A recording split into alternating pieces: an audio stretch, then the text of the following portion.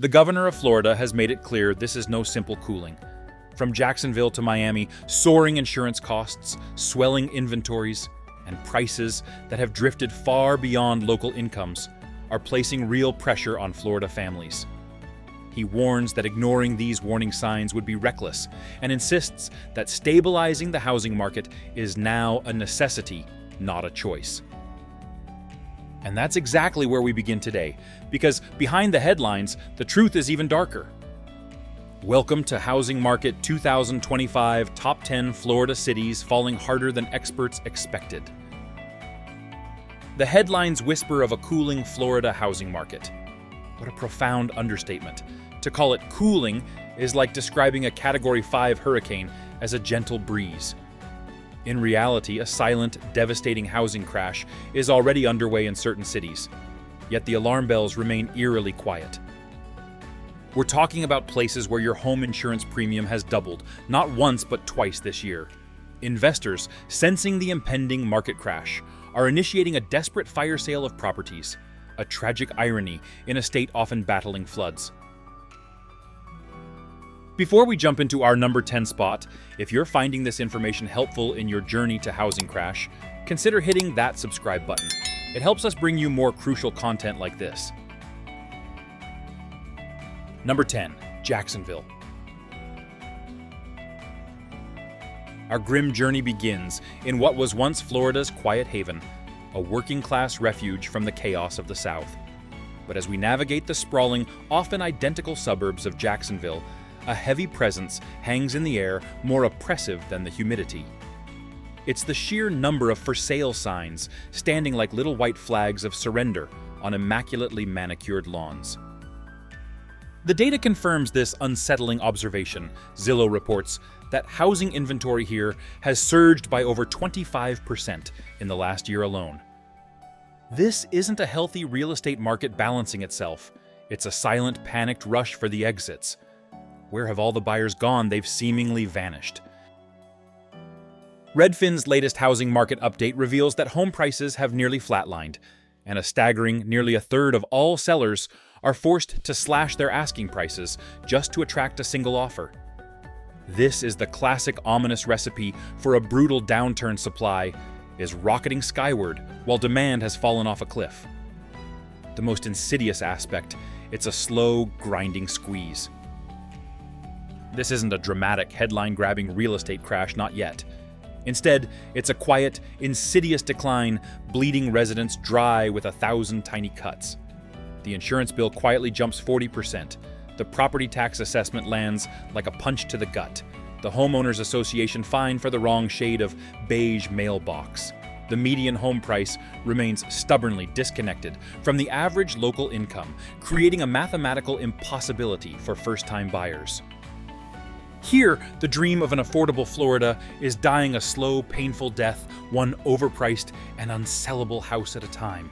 This isn't just a dip, it's a profound warning shot. Is this a normal correction, or is Jacksonville the first domino to fall in a larger housing crash? Share your local numbers in the comments. Number 9, Deltona. Leaving the coastal sprawl of Jacksonville behind, we venture deeper inland into the very heart of Central Florida's affordability crisis. Our next stop, Deltona, a city that feels less like a chosen destination and more like an inevitable consequence. For years, this was the promised land for Orlando workers, priced out of the city, a place where a decent housing option was still within reach. That promise is now a distant, bitter memory. The desperation here is palpable, etched into the sheer volume of "for sale" signs, some sun-bleached and tilting, others freshly placed, clinging to a fading hope. But hope doesn't pay the mortgage. According to local multiple listing service reports, the median home price in Deltona still hovers around $330,000. Now consider this against the median household income, which, as reported by the United States Census Bureau, is just over $70,000. That's nearly a 5-to-1 price-to-income ratio, 5 times for a regular family to afford a regular home. This isn't just unsustainable, it's a mathematical joke. It was a fantasy propped up by artificially low 2% interest rates, fueling a dangerous housing bubble. Now that the era of cheap money is over, the entire flimsy structure is collapsing. Homes here linger on the housing market for an average of 65 days, and that's the optimistic figure from the last quarter. Price reductions are rampant, with Redfin indicating over 40% of listings having their home prices slashed in the past 90 days. It's a slow-motion financial pileup. People who bought in 2022 are now staring down the barrel of negative equity, trapped in homes they can't afford and can't sell without taking a catastrophic loss. This isn't merely a market correction, it's a harsh reckoning. If faced with the choice between renting indefinitely or buying a home that could be underwater within a year, what would you choose? Number 8. Palm Bay. Escaping the inland quagmire of Deltona, we head east until the scent of salt fills the air. Welcome to the Space Coast and the city of Palm Bay. This was supposed to be the shrewd play, a city boasting high-paying aerospace jobs, a place where the future was literally launched into the sky every other week. The narrative was intoxicating: invest here, and your home's value would soar to the moon. And for a while it did. Home prices didn't just climb, they achieved liftoff, gaining over 60% in just a few short years, according to CoreLogic data, contributing to a growing housing bubble. But what goes up must eventually come down. The rocket is hovering, beginning its slow, undeniable tilt back toward Earth. Housing inventory is now flooding the real estate market. Zillow data shows new listings are up nearly 30% year over year. These aren't just any homes. These are the darlings of the 2022 boom, the freshly flipped gray-on-gray ranch houses with vinyl plank flooring and an asking price that makes you gasp. Now days on market have more than doubled. Price cuts are coming in fast and furious, signaling a deeper housing market crash to come. It's a slow, agonizing descent back to reality. The fundamental problem is that while engineers and rocket scientists pushed home prices into orbit the rest of the city, the teachers, the nurses, the shop owners were left stranded on the ground. The price-to-income ratio for anyone outside the aerospace sector is just as broken as it was in Deltona. Now even high earners are spooked by insurance quotes that resemble a down payment on a luxury car. This is a city built on a single glittering industry, and its real estate foundation is starting to crack under the pressure of a housing crash.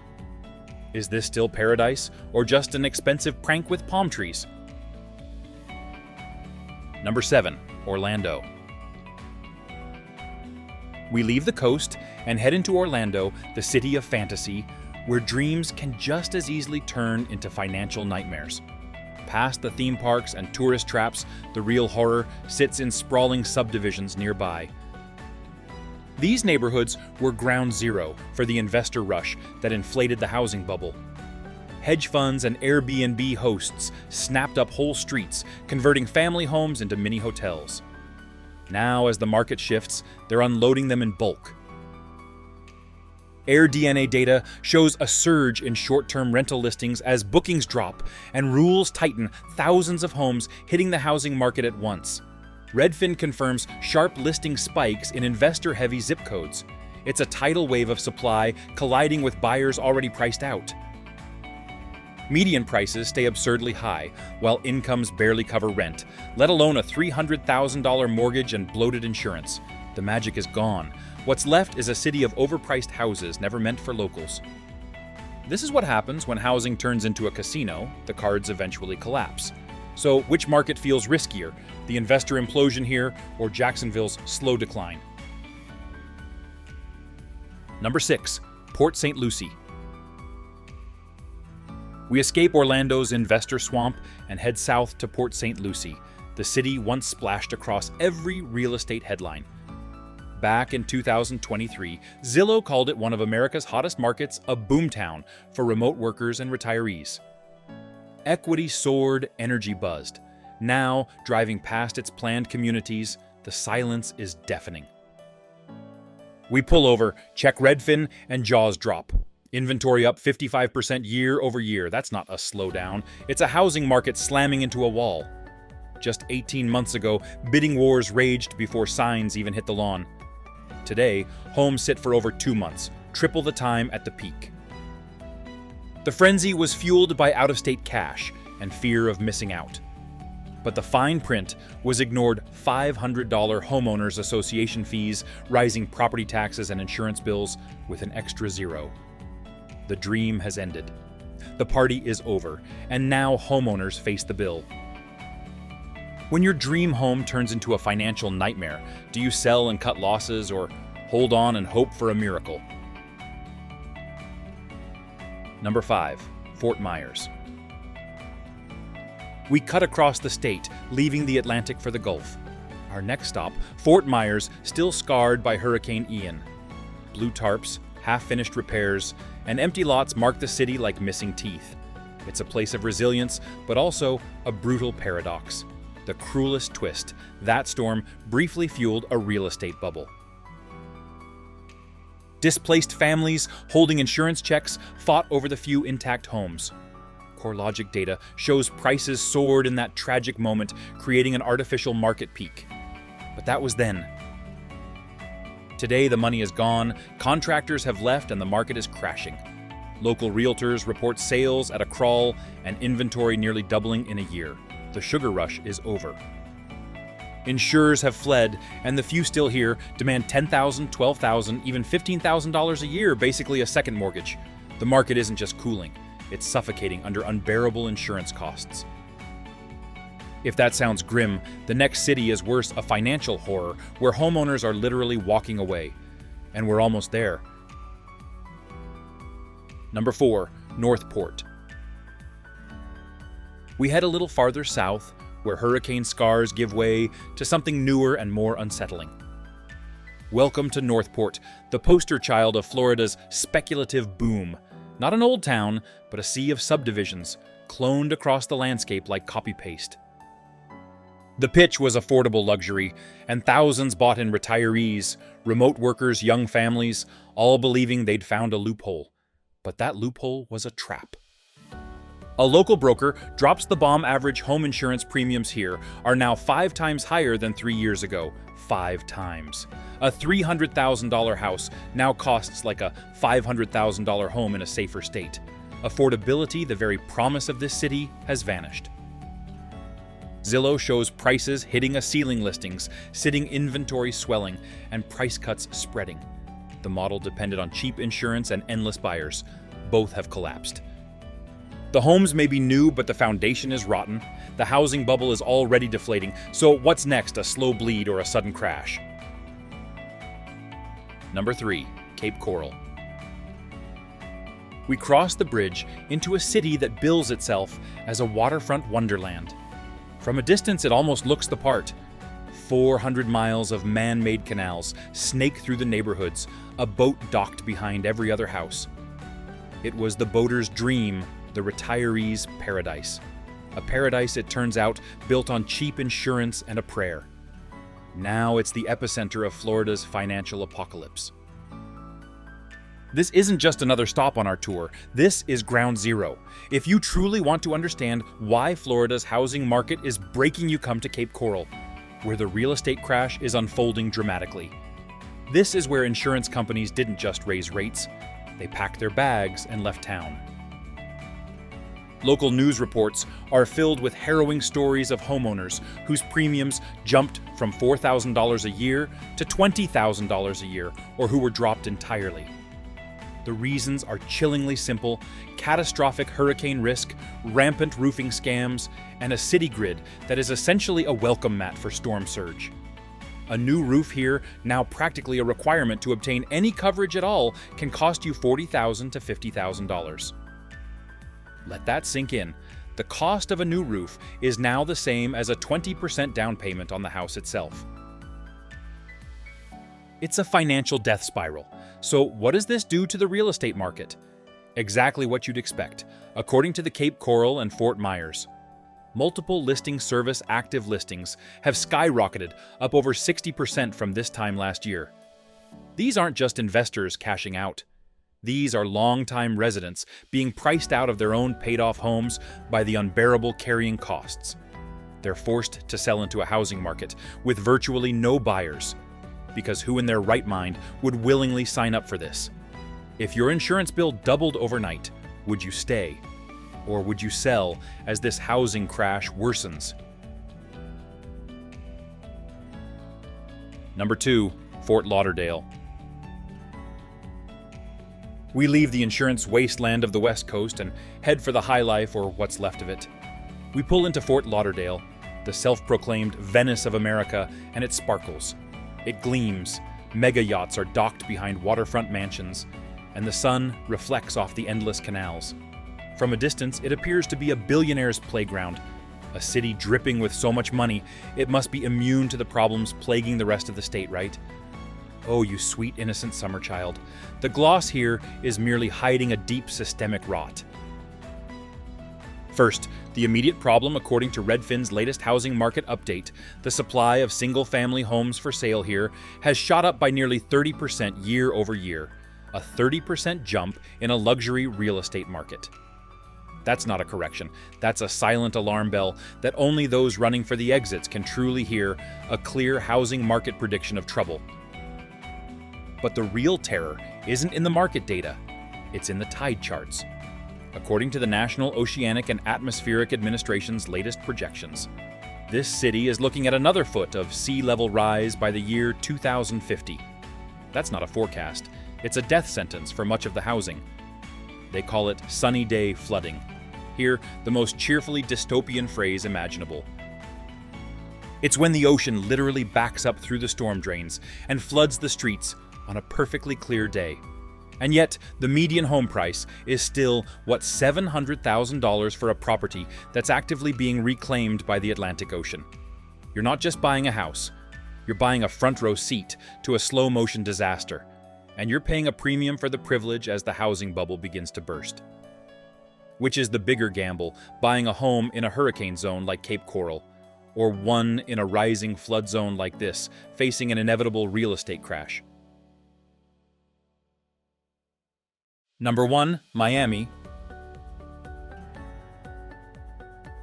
And so, we arrive the final stop on this tour of financial sanity Miami. This isn't just the worst city on our list. It's the grand finale, the glittering, neon-soaked embodiment of a housing market that has utterly lost its mind. Driving over the causeway, the skyline appears like a postcard from a future that may never arrive, imbued with the manic, desperate energy of a party that's been going on far too long. A potential 40% price crash here isn't sensationalism. It's a plausible worst-case scenario rapidly becoming reality.